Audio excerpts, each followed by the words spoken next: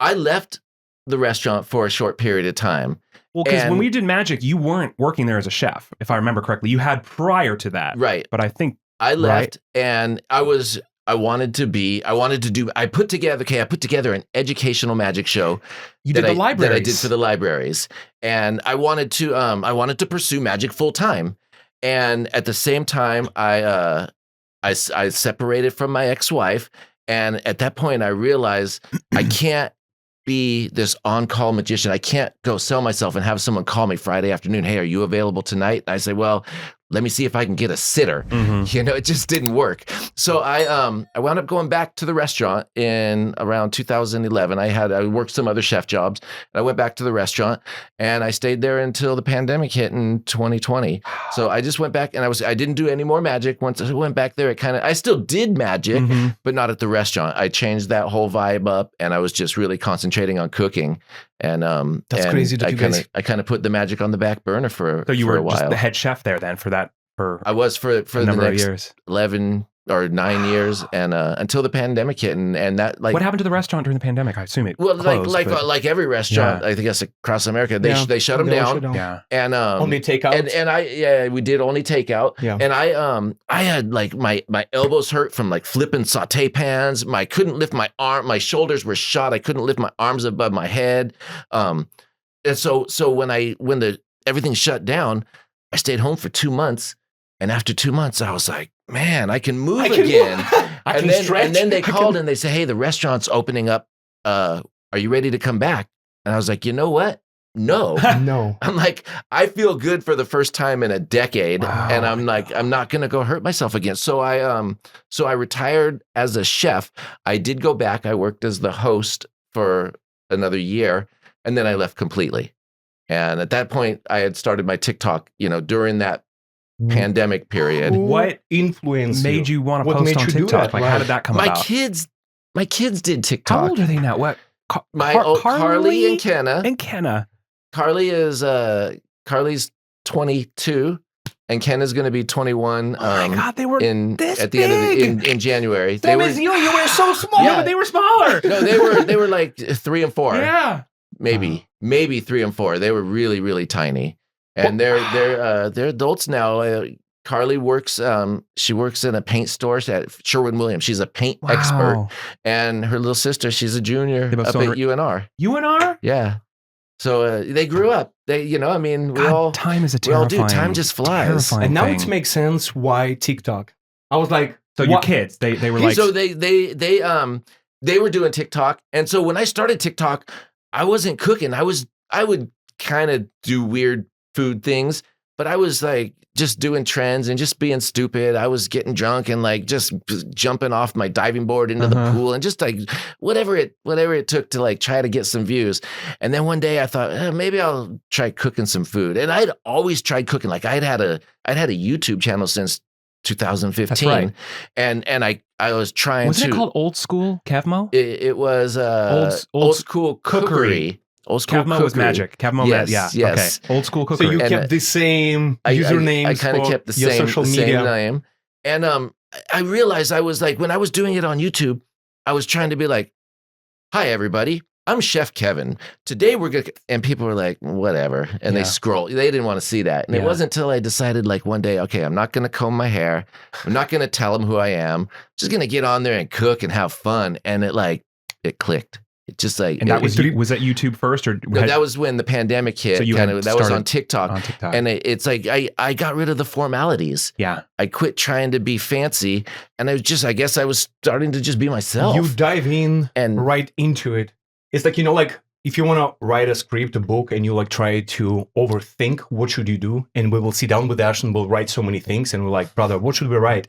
And we always write, what do you know? Mm-hmm. It's exactly how you. It's like, why do I need to go scream and yell and put my hair together and stuff? I'm just gonna start doing I'm gonna do what I know. Yeah, I started I did, and I got rid of the chef coat, and I wouldn't put a chef coat on. I have an old tie-dye on that maybe even I could have remember used you- an iron. You used to or wear a lot something. of tie-dye. I did used to wear a lot of Grateful Dead tie-dyes. shirts. I remember that. Yeah, I still do. Yeah, I good, still do. good. Well, Nothing's- now you do put nothing's apron, changed. right? Now sometimes you sometimes if I, when I cook in the sorority house, when Right. I'm cooking there, I will sometimes. But for the most part, you'll see me in there. I just wear a t-shirt. Like a long time ago, it's like I came up with the saying, it's not how you look, it's how you cook. So I don't need to look like a chef. Yeah. You know, I just need to deliver food like I just a need chef. to deliver Yeah. food. I don't need try to my look like food one. and you're gonna know exactly. And I don't need to act like one. No. And I'm not against, you know, those very nice restaurants and very nice chef coats and the whole look. It's a whole vibe, and it was my world for years and years and years. But I'm done with that world. And now I just want to cook and have fun. And it just seems to like resonate so much more with people. Yeah.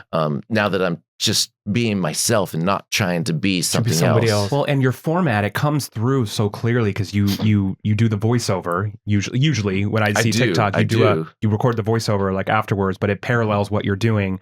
So you get the visuals of what you're doing, but you get It's like that narration that- of every single step that you're doing. but your voice is so like kind Calm. and calm. calming and just there's an ASMR quality to it, but it's also a person. It's like there's a magic. There's a Kevmo magic in there. But That's nice. Thank you. Yeah. But that's a character. This is exactly like when, again, not knowing that you guys know each other, not knowing about your guys' background and that you were a magician and stuff.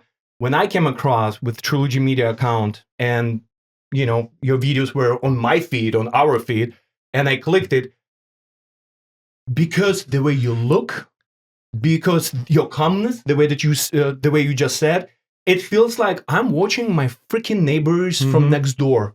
I was like, I can fucking relate to this guy. Like I can put my freaking pajamas and I can cook right now borscht for you. You know, right. And then you're gonna love it. Love it. See, that's it. And that's, you know, a few people, you're not the only one. People have said that to me, and it made me like, I listen. Yeah. They say, you know, you're so relatable because So you're just so approachable. laid back. Yeah.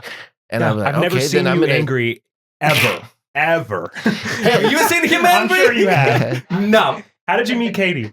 I met her through a friend. We met through a friend, and she kind of reached out to me through a mutual friend. Okay. And we wound up talking a little bit on the phone and going out, having coffee one day, and it just clicked. We both we were both at a point in life where we had we'd been through all the bullshit with relationships, and we just like we had a lot of similarities in our past that we didn't want to revisit. Nobody wants any drama. Everybody looking just we- like yeah. Just simple, two kind souls. Yeah. That's just- exactly yeah. what it is. Exactly, So, the peaceful relationship. Like, yeah. That's amazing. so it's we just kind of How clicked. long you guys been and together? 10 months. Nice. It's Congratulations, been the That's best 10 months of amazing. my Yeah, life. that's It's amazing. been an amazing That's journey. freaking awesome. And I love that. yeah, and this is just the beginning. And we've been all over in the last 10 months. And she's a brilliant woman, and she's an amazing businesswoman. And so she helps me on that end, as well as being my partner in life. She's my partner in business as well. And she That's why just it's called show business. really it's been a crazy journey since we've kind of teamed up. It's wild. That's Actually, awesome. speaking of, and in the last 10 months too, sorry to interrupt you, your TikTok has exponentially catapulted. escalated, yeah.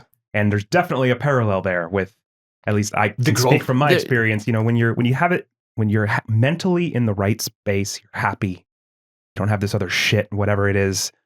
It opens the door a lot It's wider. easy to succeed for success. when there is. when you have Yeah.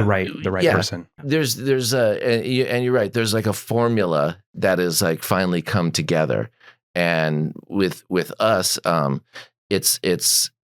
it just seems easy, and that's like maybe that's the best part about it. It's like we don't really have to work to do what we're doing. It's like it just kind of flows and it happens, and it just like it's different than like how I used to. Right. You know, I used to like put a lot of work into it. Now it's just like it's fun again. Yeah. You know, it's like it really is. Well, that's the thing. It's always, you know, if something's going on at home and you're not happy, or you like in a bad relationship, toxic relationship, how can you be inspirational? How can you be passionate about what you're doing? How can you go and think about It's hard conquering the world? Yeah, it's hard to fake it. Yeah. You know, Yeah. they Or fake staying it. focused. You can Fake it fake it till for you- 5 minutes, Yeah. but you're not gonna have longevity. Yeah. No, You know, no, that way. that's exactly it.